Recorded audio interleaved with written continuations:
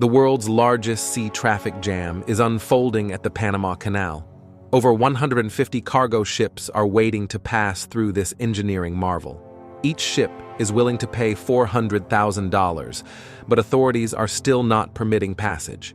The crisis remains unresolved. In this video, you will know why the crisis remains unresolved. What is the importance of the Suez Canal? There are two shortcuts for ships around the world. There's a big Suez Canal in Egypt that connects countries like China, Japan, Taiwan, and Singapore with Europe.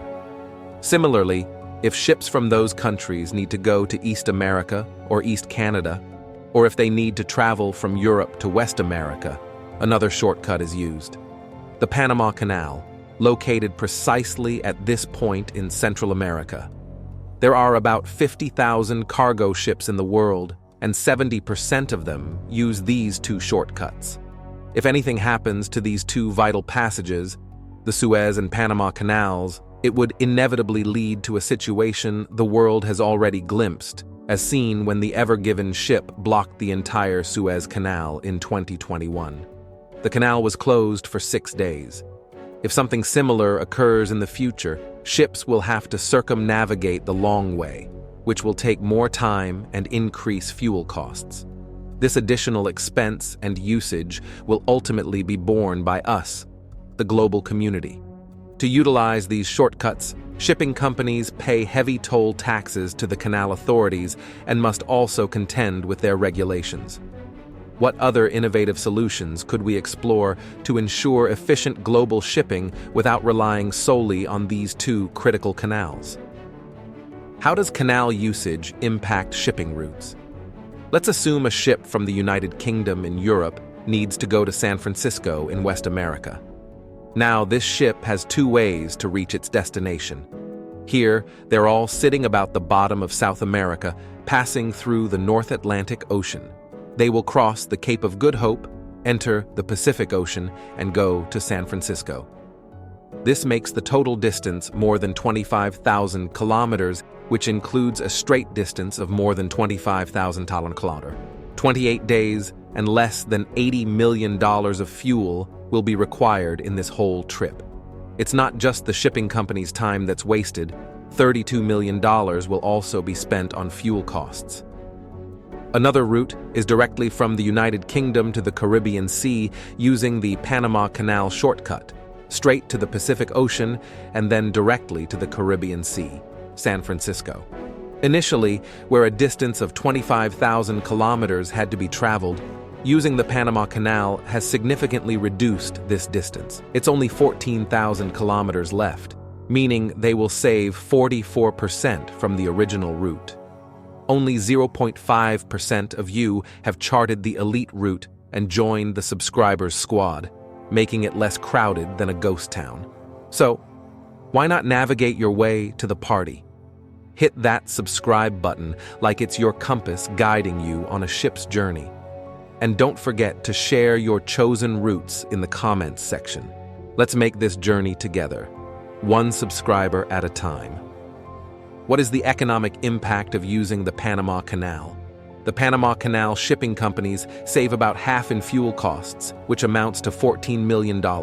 Now, you might think that ships prefer to pass through the Panama Canal because it saves them a lot of money, but that's not the case.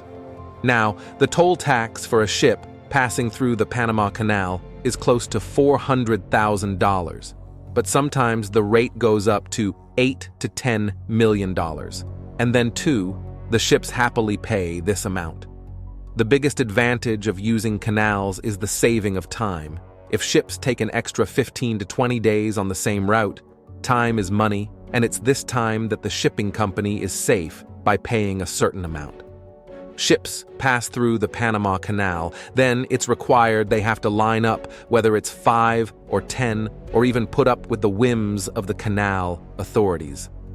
Right now, the issue is that the Panama authorities, even if they want to, can't allow too many ships to pass through the canal. Considering both cost and time, which route would you choose for the ship's journey?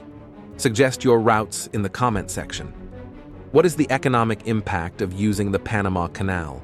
Before understanding what the issue is, we need to know how the Panama Canal works. This engineering marvel, whoever designed it, was indeed a genius, but not so genius that they could dictate nature. Looking into this strip to Panama, it's a piece of land 30 kilometers wide in Central America, which has oceans on both sides. Digging a canal like the one in Switzerland here was not possible because the land is 30 meters above sea level. First place. 30 million chips here, it is lifted to the level of lake and then dropped back into the ocean on the other coast. We are talking about cargo ships that weigh millions of tons. Locks are placed on the openings of the canal to lift heavy ships 30 meters up. These locks act like stairs to lift the ship. First lock number 1 opens its door and the ship moves into it. Lock number 1's gate is closed and water from lock number 2 is filled into lock number 1. No motor or pump is needed in this process since the water level in lock number 2 is higher, which automatically people fill up in number 1. As soon as the water level is equal in both locks, the middle door is opened and the ship moves into lock number 2. The gate is closed from behind. Similarly now, get water from lock number 3. The door opens once the water level equalizes in both locks, and finally, the ship enters lock number 2. It reaches the train. The gate of lock number 3 is closed, and now the water from Lake Gatun is filled into lock number 3. This makes the water level in number 3 equal to that of the lake. The final gate opens, and the ship now enters lake. In this process, which takes 10 to 15 minutes, the ship rises 30 meters. After traveling in lake, it takes a ship 11 hours to reach the other coast of Panama, and it seems locks are also installed, which lower the ship back down 30 meters to sea level. Considering the engineering feat and time saved, which route would you recommend for the ship's journey? The longer or shorter route to? What is the impact of canal usage on water resources?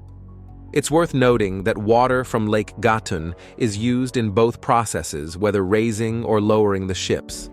The water from Timber 1 is released into the ocean to match the sea level, and this is the excess fresh water that is disposed of into the sea.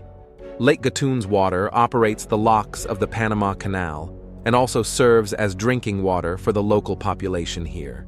Using just one ship through the Panama Canal wastes as much water as 500,000 people drink daily.